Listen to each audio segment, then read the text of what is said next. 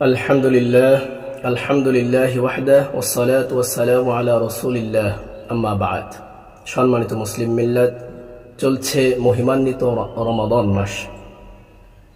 এই রমাদান মাসের 3 ভাগের 2 ভাগ আমরা প্রায় অতিক্রম করে ফেলেছি। এই রমাদান মাসের প্রত্যেকটা দিন, প্রত্যেকটা রাত, প্রত্যেকটা মুহূর্ত খুবই গুরুত্বপূর্ণ, ফজিলতপূর্ণ, বরকতপূর্ণ।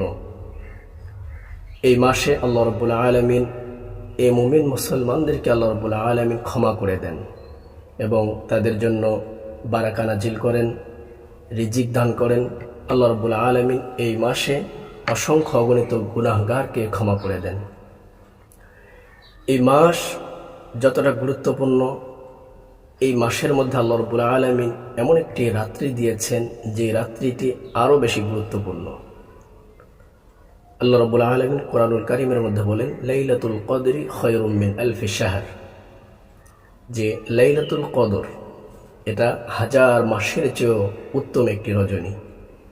এই মাসে আল্লাহ রাব্বুল আলামিন এই রাত্রিটিকে উম্মতে মুহাম্মাদের জন্য দান করেছেন, অন্য কোনো উম্মতদেরকে এই রাত্রিটি দান করেননি। এই রাত্রে কেউ যদি ঈমানের সাথে সওয়াবের আশায় ইবাদত করে থাকে, আল্লাহ রাসূল সাল্লাল্লাহু আলাইহি ওয়াসাল্লাম বলেছেন তার পূর্বের সমস্ত গুনাহ খাতাগুলি মাফ করে দেওয়া হবে। সুবহানাল্লাহি ওয়া বিহামদিহি। কত বড় সুযোগ যে কেউ যদি ঈমানের সাথে সওয়াবের আশায় এই রাত্রে ইবাদত করে, আল্লাহ রাব্বুল আলামিন তার পূর্বের সমস্ত গুনাহগুলি মাফ করে দিবেন। সুবহানাল্লাহ। তাহলে এই রাত্রিটিকে অবশ্যই আমাদেরকে লুফে নিতে হবে। এই রাত্রে আমাদেরকে এই রাত্রিটি জাগরণ করে আল্লাহর ইবাদত বন্দেগী করতে হবে।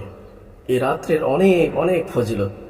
এই রাত্রে আল্লাহ রাব্বুল আলামিন কোরআনুল কারীম নাজিল করেছেন এবং এই রাত্রে আসমান থেকে হাজার হাজার ফেরেশতা এই জমিনে নেমে আসে এবং স্বয়ং জিবরাইল আলাইহিস সালাম তিনিও নেমে আসেন।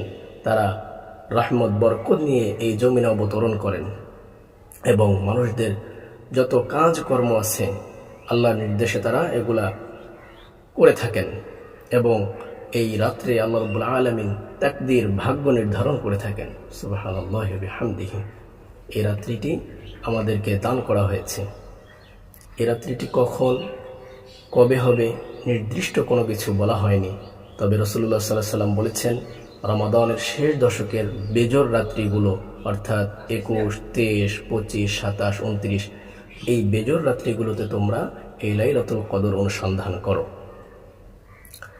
এই রাত্রে লাইলাতুল কদর যে হবে কিছু নির্দিষ্ট আলামত আল্লাহ রাসূল বলে দিয়েছেন। যেমন এই রাত্রিটি খুব শান্ত হবে, গরম না, ঠান্ডা না, এবং এই রাত্রিটি হবে জলজল, ঝকঝকা, সুন্দর, এবং পরের দিন সকালে সূর্য উঠবে, সে যে তার তেজ আছে এই তেজহীন, অর্থাৎ মিষ্টি আলোতে সূর্য উঠবে। তো মুহতারাম হাজিরিন, সম্মানিত মুসলিম মিল্লাত, এই রমাদান মাস যেমন আমাদের কাছে গুরুত্বপূর্ণ, ঠিক এই লাইলাতুল কদর আমাদের কাছে অনেক মহামূল্যবান, বরকতপূর্ণ। এই রাত্রে আমাদের এই গুনাহকে ক্ষমা করার এক বিশেষ সুযোগ। আম্মা জান আয়েশা রাদিয়াল্লাহু আনহা রাসূলুল্লাহ সাল্লাল্লাহু আলাইহি ওয়াসাল্লামকে জিজ্ঞাসা করলেন, হে আল্লাহর রাসূল, আমি যদি লাইলাতুল কদর পেয়ে যাই তাহলে কি করব? তখন রাসূল সাল্লাল্লাহু আলাইহি ওয়াসাল্লাম আম্মা জান আয়েশা রাদিয়াল্লাহু আনহাকে একটি দোয়া শিক্ষা দিয়েছিলেন যে আল্লাহুম্মা ইন্নাকা আফুউন তুহিব্বুল আফওয়া ফাআফু আন্নী, অর্থাৎ এখানে ক্ষমা চাওয়ার কথা বলা হয়েছে। তাহলে আমরা যদি লাইলাতুল কদর পেয়ে যাই তাহলে বিশেষ করে এই দোয়াটার আমল করতে হবে এবং এই রাত্রে বিশেষ করে যে আমলগুলো, নফল নামাজ, কোরআন তেলাওয়াত, জিকির আজগার, এগুলো করে রাত্রিটিকে পার করতে হবে। তাহলে আল্লাহ রাব্বুল আলামিন আমাদেরকে ক্ষমা করে দিবেন এবং আমরা যদি ঈমানের সাথে সওয়াবের আশায় ইবাদত করি তাহলে অবশ্যই আল্লাহ রাব্বুল আলামিন আমাদেরকে ক্ষমা করে দিবেন এবং আল্লাহ রাব্বুল আলামিন আমাদের উপরে সন্তুষ্ট হবেন এবং আমরা তাকওয়া অর্জন করতে পারব।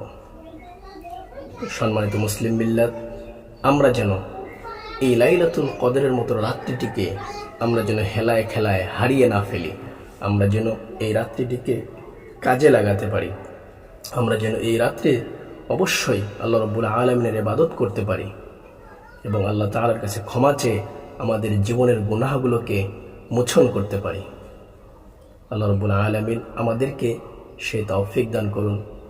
আল্লাহ রাব্বুল আলামিন আমাদেরকে কবুল করুন।